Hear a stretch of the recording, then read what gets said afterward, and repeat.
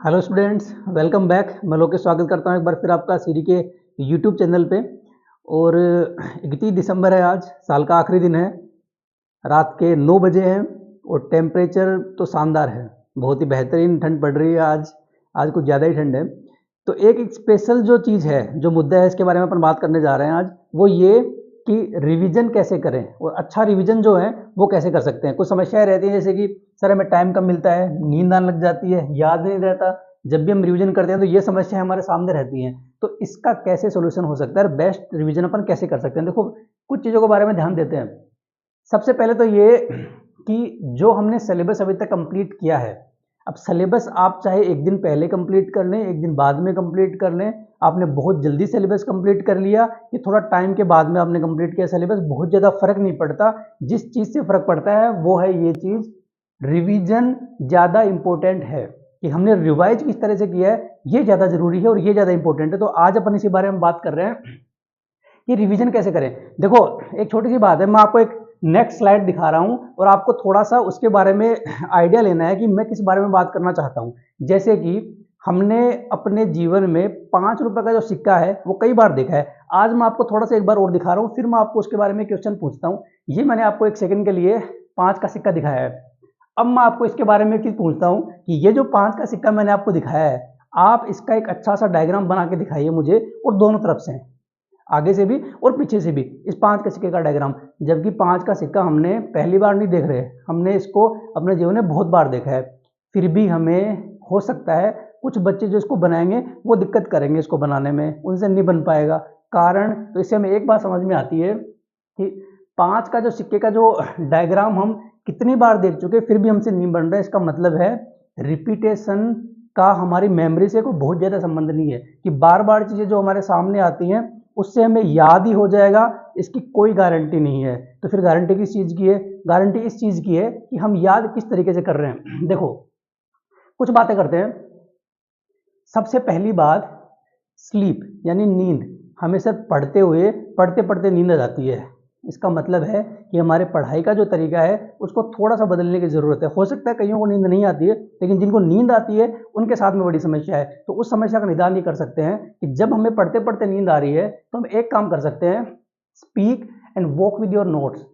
बोल के पढ़ें। कई बच्चे होते हैं जो कैसे पढ़ते हैं, बोल बोल के पढ़ते हैं, जो एक अच्छा तरीका है। इसका सीधा सीधा हमारे दिमाग से संबंध है कि अगर हम बोल बोल के पढ़ते हैं तो हमें नींद आने के चांस कम रहते हैं। तो ये एक तरीका है। दूसरा तरीका अपने पास में, वॉक विद योर नोट्स। कई बच्चों को आपने देखा होगा ऐसे बुक लेके चलते चलते हुए पढ़ते हैं, चल रहे हैं और साथ में पढ़ाई करते जा रहे हैं। तो ये भी एक तरीका है, ये भी एक इफेक्टिव तरीका है कि आपको पढ़ते हुए नींद नहीं आएगी। और कौन कौन से अच्छे तरीके हो सकते हैं पढ़ते अच्छी पढ़ाई करने के लिए और अच्छा रिविजन करने के लिए?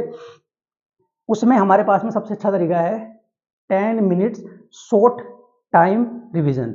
10 मिनट्स डेली, 10 मिनट हमको रोजाना करना है। क्योंकि आज अगर हम बात कर रहे हैं रिवीजन के बारे में, तो सबसे पहले अगर मैं बोर्ड्स वाले स्टूडेंट की बात करूं, 12th बोर्ड वालों की बात करूं, तो 12th बोर्ड वालों की जो एग्जाम होगी वो एग्जाम आने वाली है मार्च में, यानी मार्च के पहले वीक में आपकी एग्जाम आने वाली है। तो आज अगर हम बात कर रहे हैं तो हम कम से कम भी 2 महीने पहले बात कर रहे हैं, जो कि अच्छा इनफ टाइम है हमारे। ऐसा नहीं कि बिल्कुल जल्दीबाजी में या फिर ऐसी कोई बात करने वाले हैं, हम बहुत पहले बात कर रहे हैं, प्री प्लानिंग वाली बात कर रहे हैं कि अब जो आने वाले 2 महीने हैं उनमें अपन अच्छा रिवीजन कैसे कर सकते हैं। तो ये रिवीजन के लिए हमारे को सबसे अच्छा जो टाइम चीज मिलती है वो मिलती है कि जब आपका रिवीजन चल रहा होगा क्लास में, जब आपका टीचर्स रिवीजन करवा रहे होंगे, उस टाइम पे आप जब इसका रिवाइज करेंगे तो 10 मिनट डेली उसका रिवीजन बेसिस पे आप उसको मेमोराइज करेंगे, रिवाइज करेंगे। और ये आपको डेली प्रैक्टिस करनी है। ये शॉर्ट टर्म वाला जो काम है ये लंबे समय के लिए चलेगा, लगभग 2 महीने के लिए, जब आपकी एग्जाम आनी है।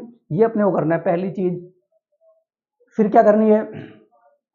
एक इफेक्टिव तरीका है टीच अदर्स, यानी दूसरे को पढ़ाओ। आज एक ग्रुप पे मैंने शेयर भी किया है और ये हमारा तरीका भी है, हम पिछली बार भी हमने किया था और ये हमने पाया कि एक शानदार तरीका है। आपका जो कोलीग है जिसके साथ में आप बैठे हुए हैं, तो वो आपका फ्रेंड होगा, बेस्ट फ्रेंड है जिसके साथ में आप पढ़ाई कर रहे हैं, तो वो कलीग इस तरह से बैठे आपके पास में डेस्क पे कि आप आपस में एक दूसरे को समझा सकें। तो टीच ईच अदर, तो ये एक ऐसा तरीका है जिससे आपकी जो पढ़ाई है, रिवीजन है, थोड़ा सा अच्छा होता है। क्योंकि जब आप खुद पढ़ रहे होते हैं और दूसरे को समझा रहे होते हैं तो उस टाइम पे आपकी मेमोरी में जो चीज़ें जाती है ना, वो और भी शानदार तरीके से जाती है। तो ये हमारा एक अच्छा तरीका है इफेक्टिव टीच अदर्स, जो हम यहाँ पे अब अच्छे तरीके से इसको इस्तेमाल भी करेंगे। Imagination and visualise. इमेजिन किया हमने और विजुलाइज किया। देखो आप मानो चाहे नहीं मानो, हमारे दिमाग के जो काम करने का तरीका है ना, वो बिल्कुल शानदार है और बिल्कुल बेसिक तरीका है। वो क्या, वो इमेज के फॉर्मेट में चीज़ें याद करता है। जैसे कि कई बार मैंने क्लास में बोला है कि एप्पल और ऑरेंज में डिफरेंस बताइए, तो आपने एप्पल और ऑरेंज में डिफरेंस का नाम लेते ही दोनों की इमेज बनती है अपने दिमाग में। सेम मैंने कई बार बोला कि ट्रेन और बस के बारे में बताइए, तो आपके दोनों पहले इमेज बनती है। अब आपके मल्टीपल जो उसके बारे में चीज़ें हैं वो आप लिख सकते हो, डिफरेंस बता सकते हो, और भी कोई ऐसा चीज़ बता सकते हो जो हो सकता है कि आपने पहले कभी उसके बारे में आंसर नहीं करी हो, वो इमेज बनती स्टार्ट हो गया। लेकिन हम कहाँ दिक्कत, जैसे मैंने पूछ लिया कि मास और चार्ज में बताइए कुछ, तो हो सकता है कि हम नहीं बता पाए। तो उसका कारण ये कि हमने उसको इमेजिन नहीं कर पाए। तो इमेजिनेशन जो है ना, विजुलाइज करना, वो एक शानदार तरीका है। तो हमें इमेजिन करके, विजुलाइज करके चीज़ों को पढ़ने की आदत डालनी पड़ेगी।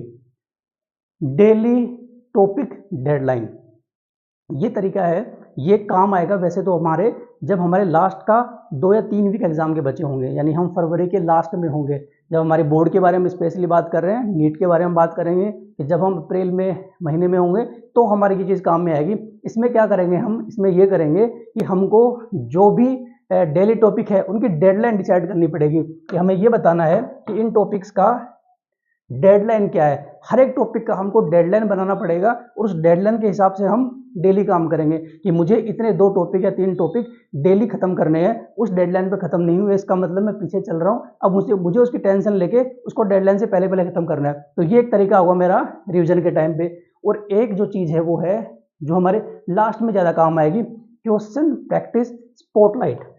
यानी मुझे जब मैं रिवाइज कर रहा हूँ, जब मैं रिवाइज कर रही हूँ, उस टाइम पे मुझे इंपॉर्टेंट क्वेश्चंस का स्पॉटलाइट बनाना है। इनको मैं 3 कैटेगरी में डिवाइड कर सकता हूँ। पहली कैटेगरी होगी जो मेरे को डिफिकल्ट क्वेश्चंस लग रहे हैं, तो हो सकता है मैंने उस पर स्टार या रेड मार्क लगा दिया, ठीक है।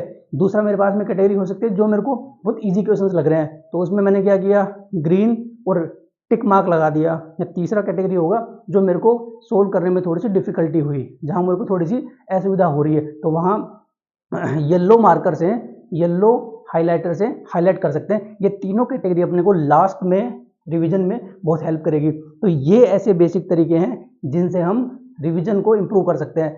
शानदार रिजल्ट हमारा रहे 2025 में। आने वाले समय में जो भी हमारी एग्जाम हो, चाहे वो बोर्ड की हो, चाहे टारगेट की एग्जाम हो, नीट की एग्जाम हो, जे की एग्जाम भी आने वाली है, एक ही तरीका जो कारगर होगा वो ये, कितनी बार और कितने अच्छे से हमने रिवाइज किया है, कितने जल्दी पढ़ लिया, कितना जल्दी सिलेबस खत्म कर लिया हमने, कोई फर्क नहीं पड़ता। फर्क पड़ता है एक ही चीज़ से कि कितने ज़्यादा बार और कितने इफेक्टिव तरीके से हमने रिवाइज किया है। तो आप सभी को शुभकामनाएं, नया साल कल ही आने वाला है। All the very best, happy new year. बढ़िया तरीके से पढ़िए, शानदार तरीके से पढ़िए। Thank you.